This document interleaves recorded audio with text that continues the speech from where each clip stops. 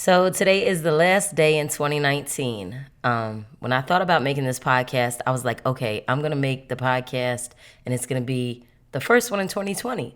And then today I woke up and I was moving around the house and I was like, oh, okay, God. So a little clarity came to me as I was thinking about the transition from 2019 into 2020, and I figured I would jump on here and share it with you guys. So normally when we enter a new year, we are making New Year's resolutions, focusing on everything that we're going to do as the new year approaches.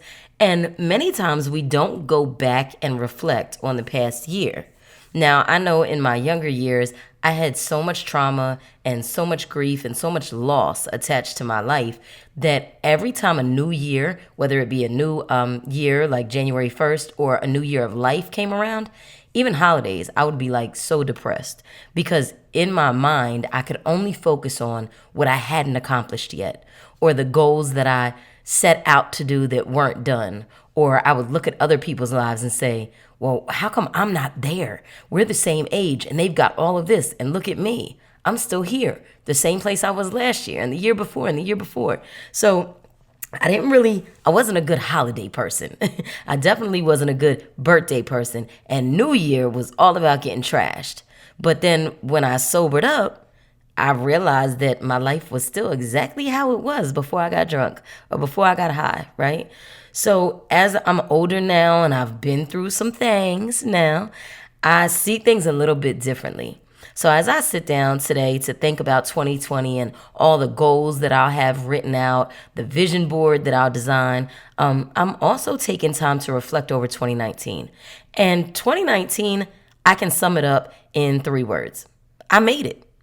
I made it. Like when I was younger, I used to always say, oh my God, I hope I can live till I get to 18. And then I got to 18 and was like, if God could just get me to 21. And I got to 21 and I was like, yo, if I get to 27, and now look at me in my 30s, just a shining and gaining weight in places I didn't know existed. But you know how I go. So as I reflect back on 2019, I'm reminded that I survived. I survived 100% of my worst moments. I had death in 2019, and it was a death that, I've lost, I've shared my story about witnessing some of my friends dying, and I've had friends who've been gunned down and died in my arms. But I tell you, I hadn't experienced pain like the pain attached to losing my grandfather last year. 2019 took my granddad, and that was a real loss for me. Like, I knew he had passed and I didn't really feel anything when I heard he was gone. So I just kept going on with my day. And I remember being in a grocery store on Killian Road in Columbia. And I was doing some shopping, I think for 4th of July. And in the middle of the grocery store, in the produce section, might I add, I broke down. Broke down. The cry where you are, yeah, I was doing all that. Right there at Kroger on Killian Road. Just because, though I wasn't ready to deal with it, my body said, oh, we're not going to hold this in. We're going to deal with this. We're going to get through whatever this season is, and we're going to grieve, and we're going to survive that moment. And I did. I survived that moment. Also in 2019, I realized that my thyroid issues are serious issues.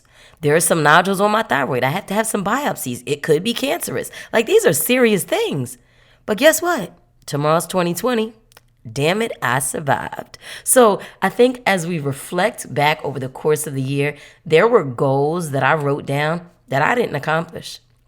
I wanted to have a nonprofit successfully up and running by the end of 2019. It didn't happen. But you know what did happen? What did happen is I trademarked my name. I own that. Go VZ. That's me. What did happen is my website is up and running and flourishing.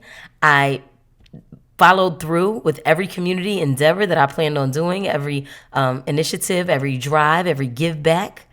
I also did the Soul Train Awards for the first time in my life. I was on the red carpet of the Soul Train Awards, so I was happy to be able to do that. I've started some new business endeavors.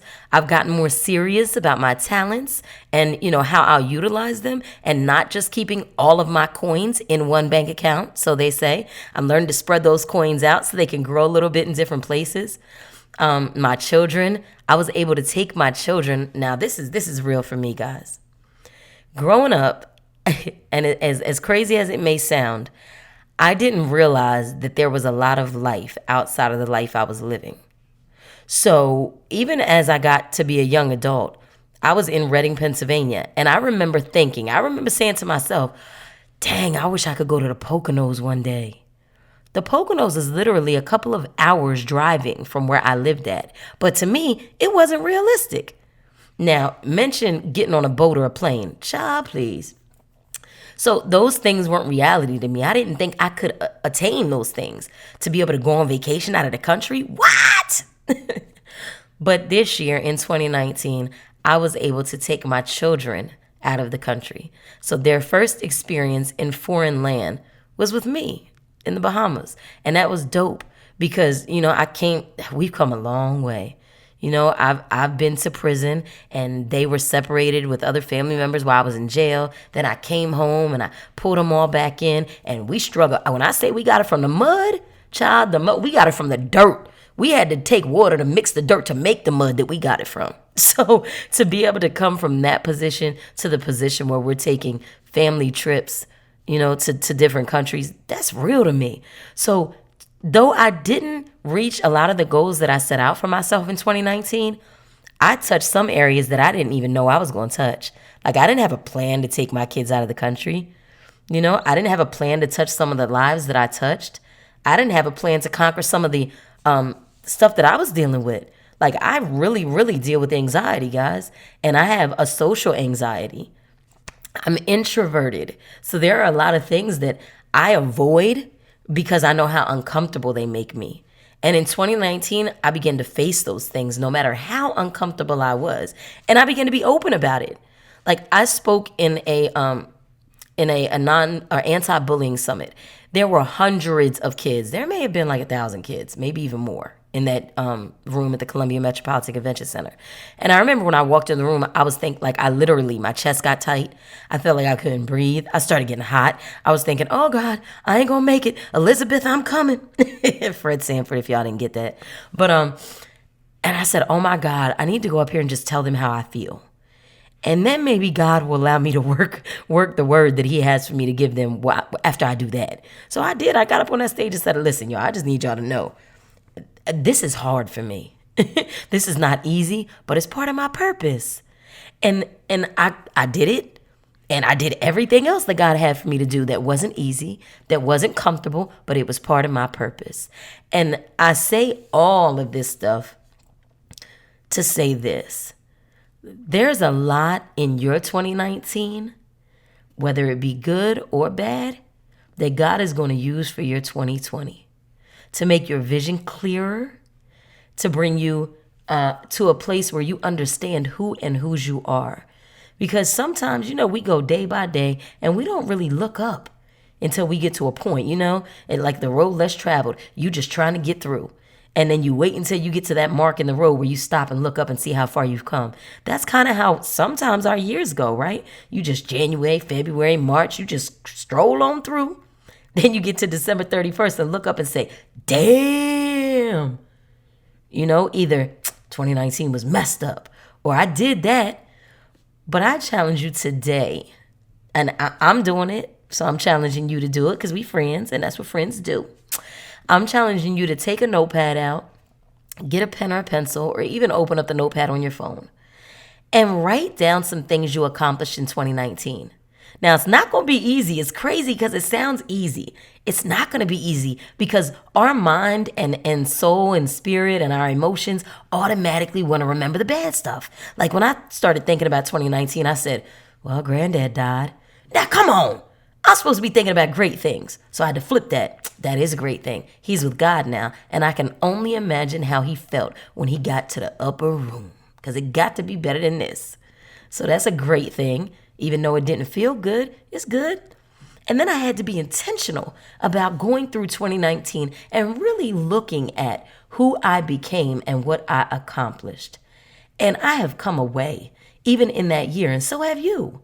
So I had to go through social media. I went through my Facebook. I went through my Instagram. I leaned on other people in my life. What did we do in 2019? What are some things you saw in me in 2019?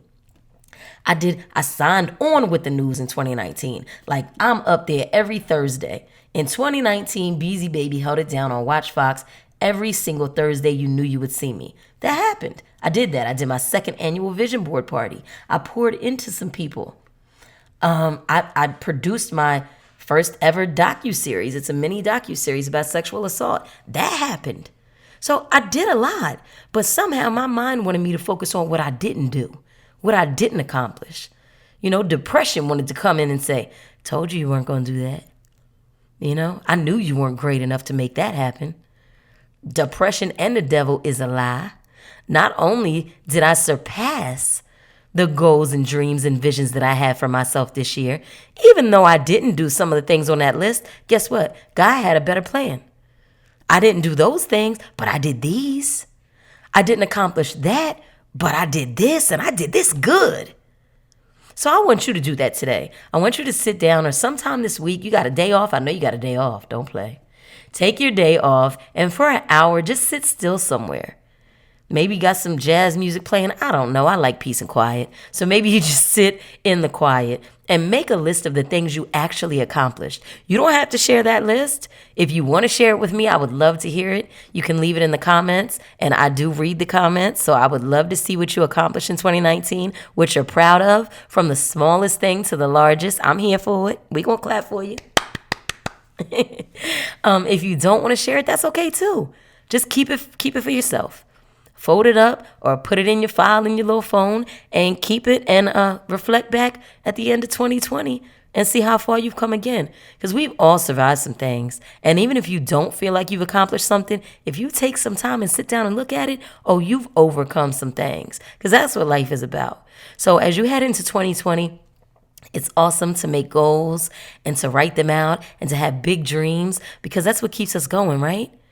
But it's also okay to give yourself credit for how far you've already come, the progress you've already made, and the moments you survived, because you're here.